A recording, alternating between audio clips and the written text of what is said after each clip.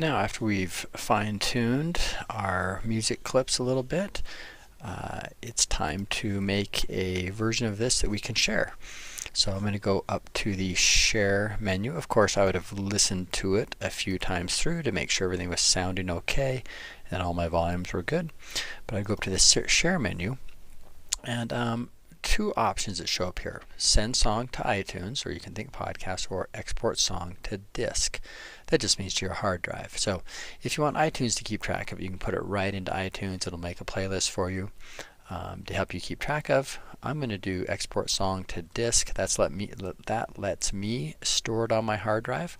So I'm going to do export song to disk, and then a few options here for the file types. I just want to use the MP3 encoder. That makes the most generic form.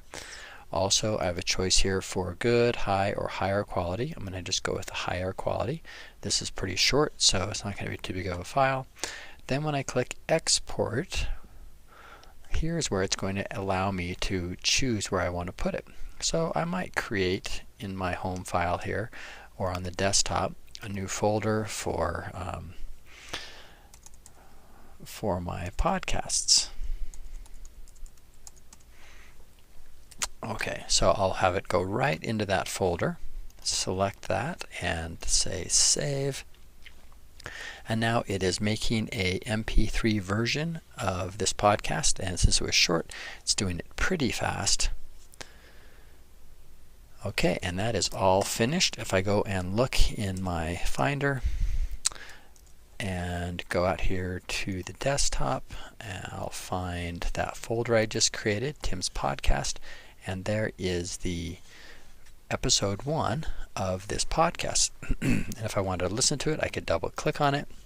It should open in iTunes or maybe just a QuickTime Player. It's just a plain MP3 file, so it's very generic, very easy to share. I'm going to click the play button.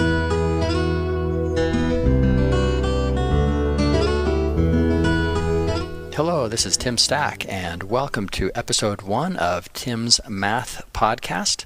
In this episode, we're going to talk about quadrilaterals, their properties, some examples, and other things that you can do with them. Okay, so you can see there that I've got an MP3 file out. So very simply, we've gone through the process of setting up our microphone and recording into GarageBand, added a few bits of music here, some music loops, and then shared this out as an MP3 file. And that is our first product that we're going to get when we create a podcast. So this is kind of the simplest kind of podcast you might create, just plain audio. Shouldn't take too long, and in the next set of tutorials we're going to talk about how to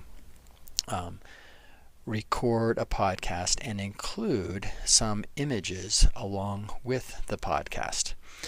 Well, thanks for watching, and hopefully you will listen to or watch, I should say, future tutorials.